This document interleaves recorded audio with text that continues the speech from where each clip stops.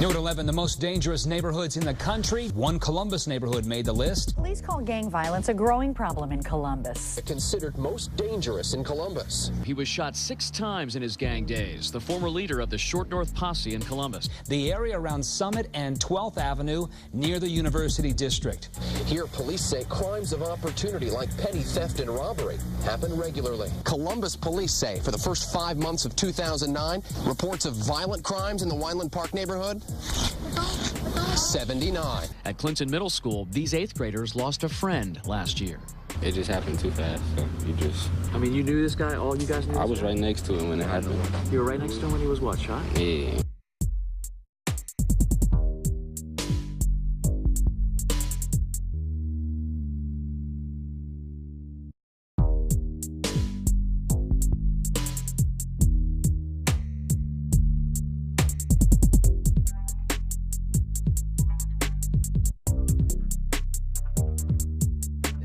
When I was 6, that's when crack came. The young people getting killed, selling drugs and stuff. Then shortly here, I get caught up into what we call the Short North Posse. And I was sent away for prison for 11 and a half years for gang and drug activities.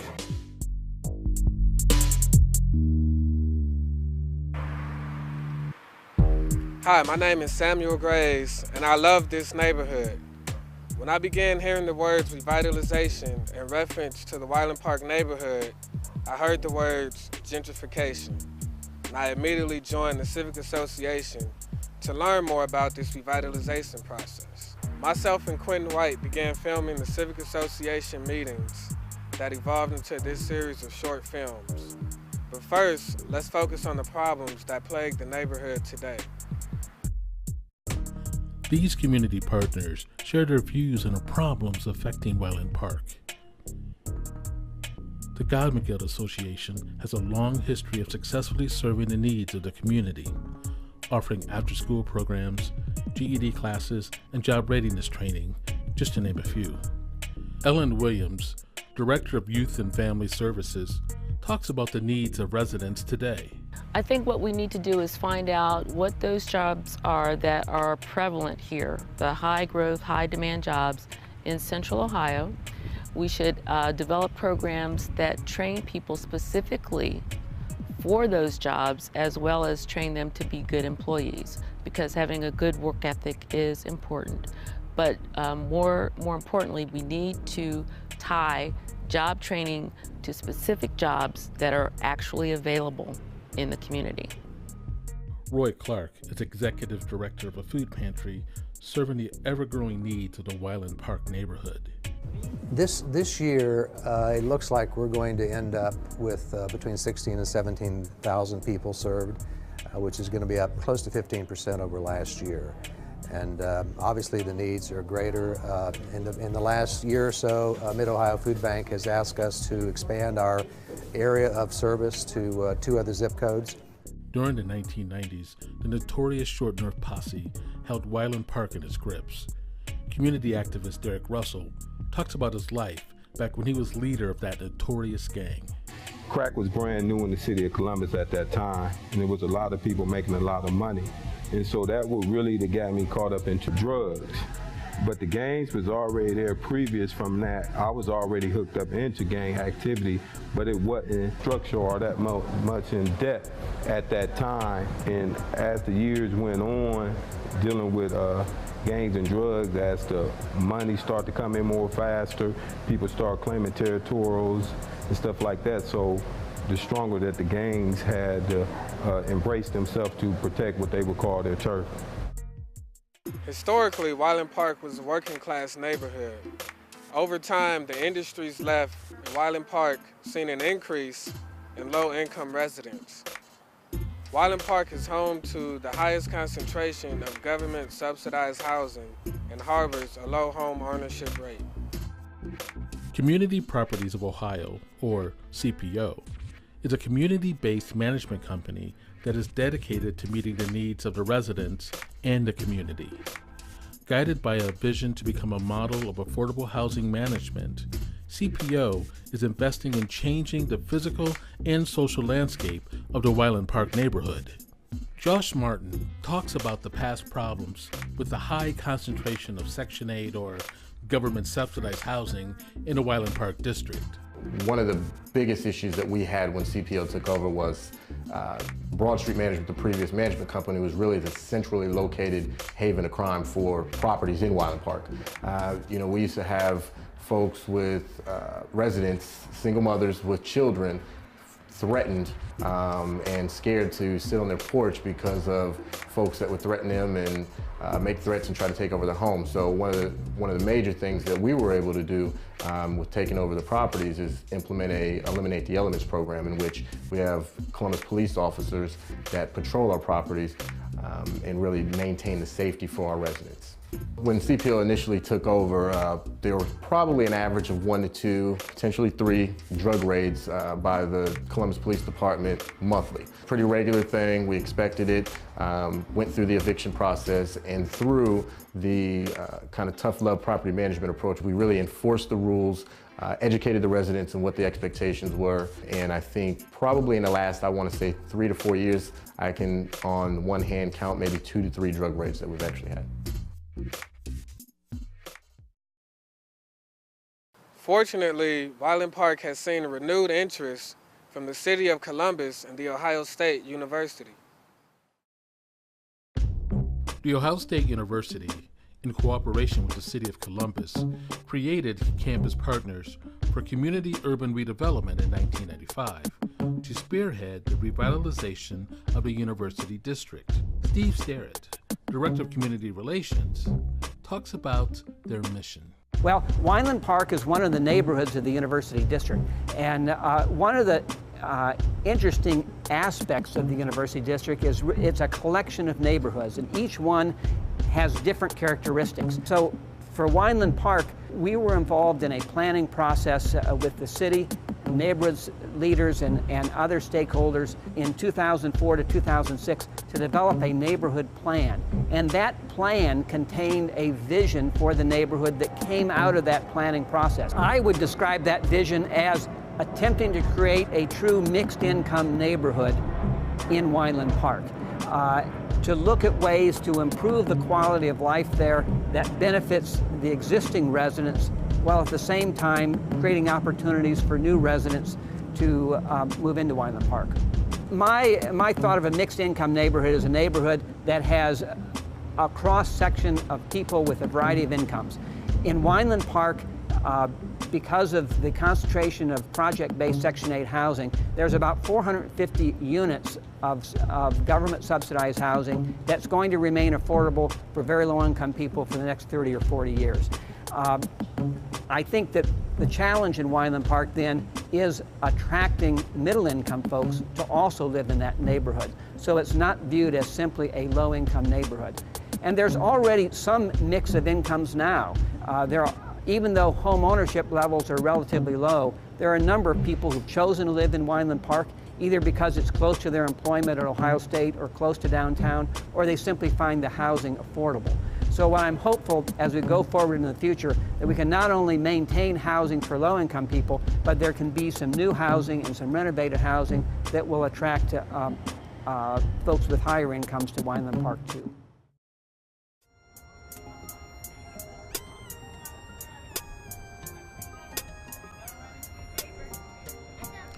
Community activist and mom, Casey Harris, is very committed to her children's education, as well as getting other parents involved in their children's school activities. I grew up with my mom, single family home, my brother and I.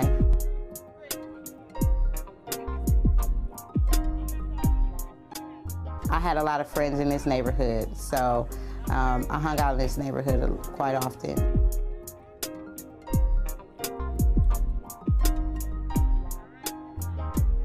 Kyer is my first child to attend the Schuenbaum Family Center.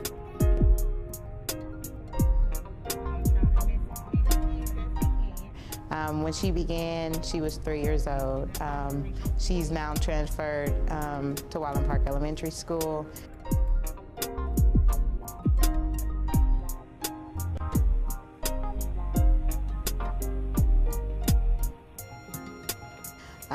But when she began, there was an open enrollment for Columbus City Schools, and I came and signed her up.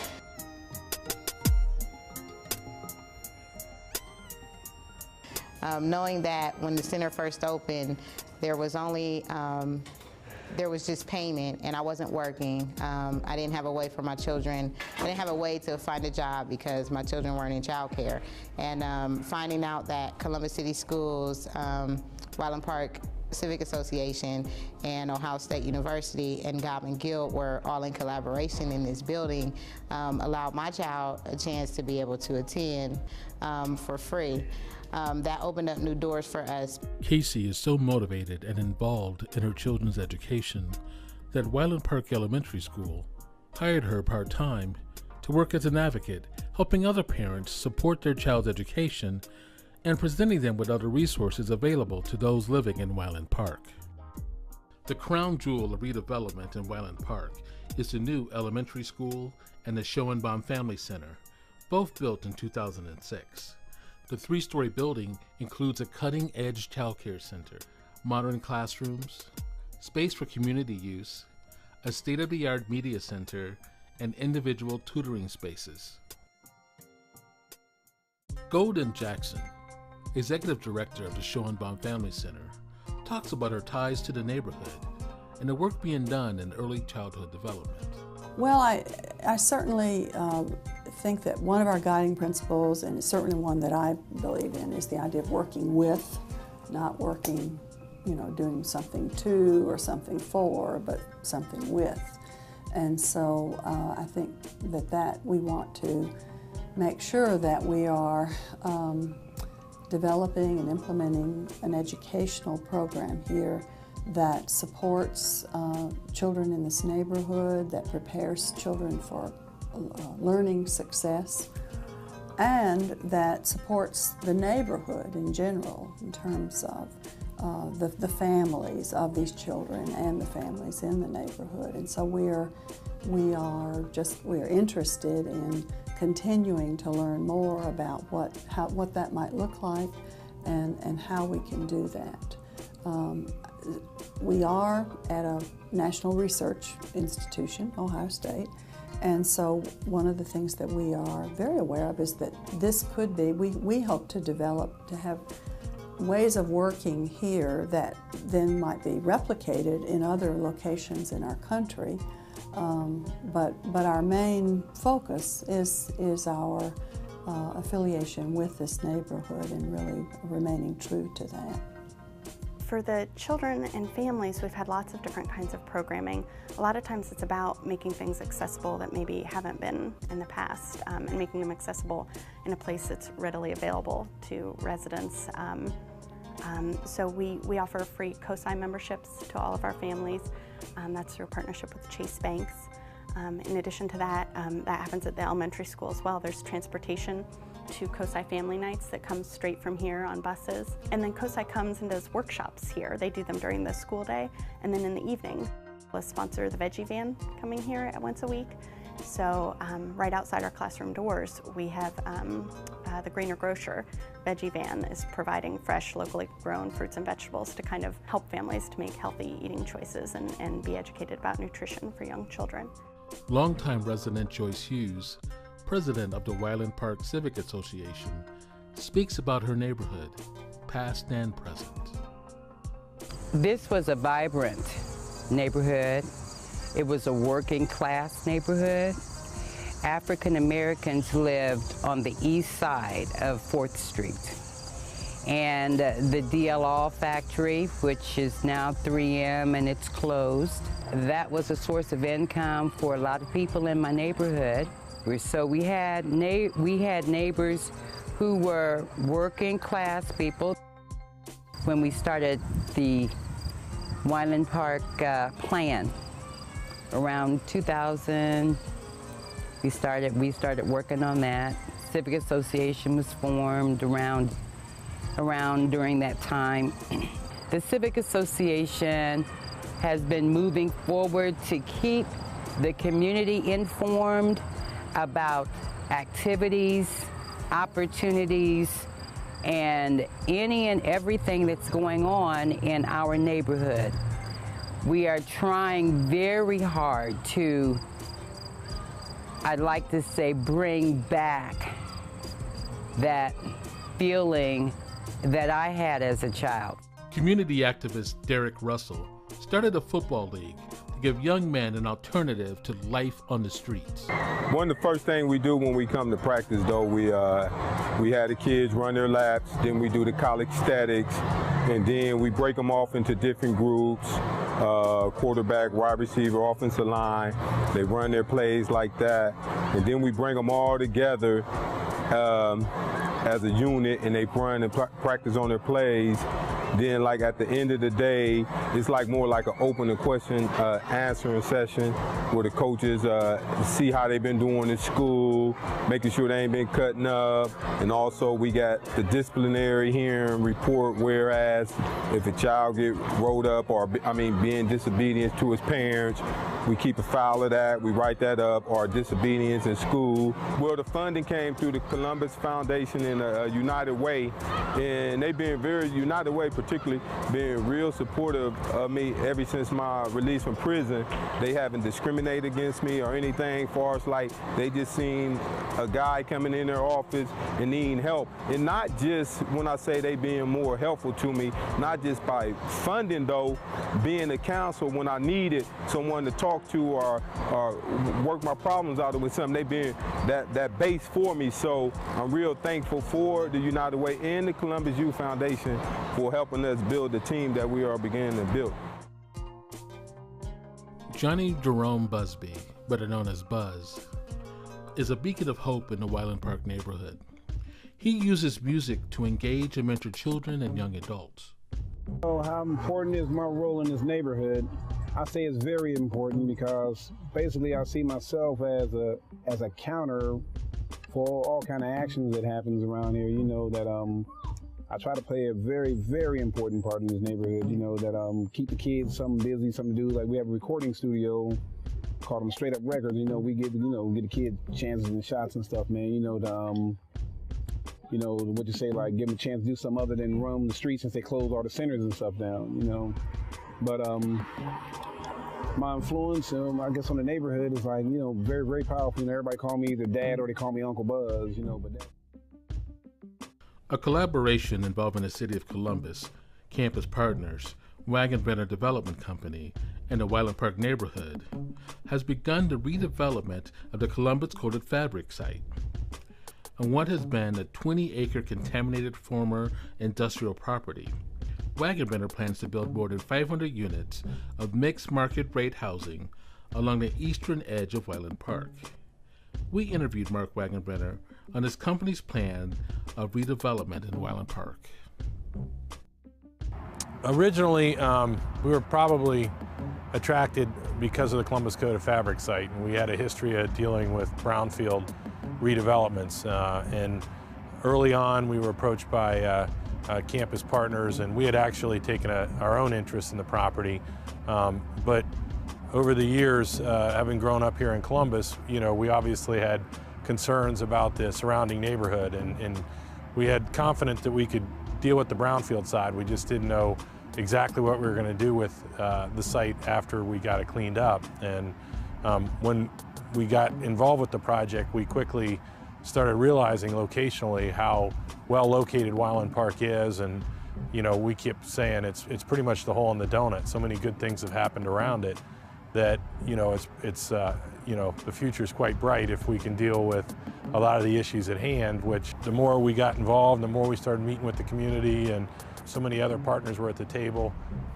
It became pretty evident that, you know, a lot of good things were already underway, and we felt we could take care of the brownfield side of it, and that would really add a lot to the revitalization effort, because you know, having seen it down here and across the way, brownfields are just such heavy weight on a neighborhood that if we could handle that part, we felt we could bring a lot of goodwill to the table, and so we took a shot at it.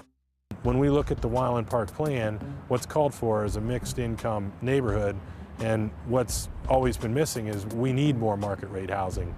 There's historically probably been too much subsidized housing, and that's not a healthy mix. So we go back to Wyland Park Plan, and it kind of invites market rate housing in, and that's what we intend to do. And we think we can be really successful. We have a threefold business model mission, and what we want to do is be able to provide quality, affordable housing, link residents with supportive services, and also help residents move beyond poverty whenever possible.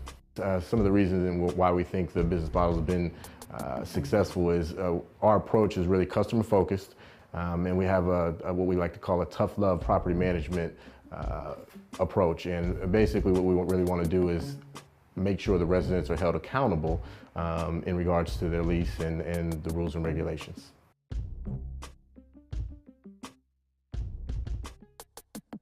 We're actually subsidized through HUD, in which the resident's responsible to pay 30% of their annual gross income. We also are layered with a tax credit program through the Ohio Housing Financing Agency, as well as some gap financing through the City of Columbus.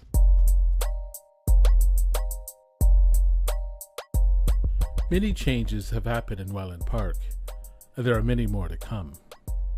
But this is not the end of the story. There is so much more that still needs to be done. Here are some thoughts about future plans of redevelopment in Wyland Park.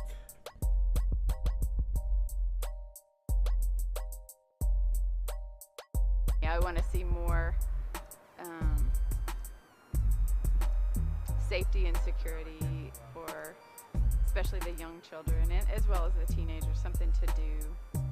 So we don't have anything directly in the Wyland Park area that benefits our children in the form of a rec center, a place they can go and do boxing, a place they can go and play sports, or just exercise. It's a neighborhood, so I feel like the people in the neighborhood should be able to make the decision to move out of a neighborhood or have their neighborhood change completely.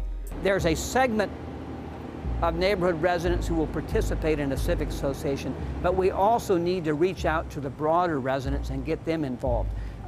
We've already had discussions with Community Properties of Ohio about how we might work with the management company to reach the residents of the low-income housing, to get them involved in effective ways in the neighborhood. We have a commitment to the neighborhood, and I think we're still going to be able to maintain these units at a high level, being able to provide that quality, affordable housing for residents in a mixed income neighborhood. To us, if we're going to be successful, we have to make a difference in the core of the neighborhood. And we can't talk about opportunity, we got to produce real opportunities. We're hoping to have a training program come in to train people specifically from the neighborhood for various jobs, and then not only have them trained for jobs, but have an employment opportunity waiting for them. It's hard for my neighbors to believe that there's hope, because my neighbors have been lied to a lot. My neighbors have been overlooked. My neighbors have been mistreated. My neighbors have only seen bad. They haven't seen any good. So now that we come trying to give some good news, it's kind of hard. It's kind of hard for people to trust and believe that you mean what you say and you're just not saying anything. So I think in Wyland Park, the key is to work with people, be open and honest. The primary goal of Campus Partners is to strengthen the civic life in Wyland Park, work with the residents to help them improve their lives, bring together other agencies, the city, the university, to work with the residents around issues of employment, education, social services, public safety, as well as civic life in the neighborhood. I think if we're able to do that, the proof will be in the pudding. I think it is an important discussion. You have two sides of the issue of gentrification.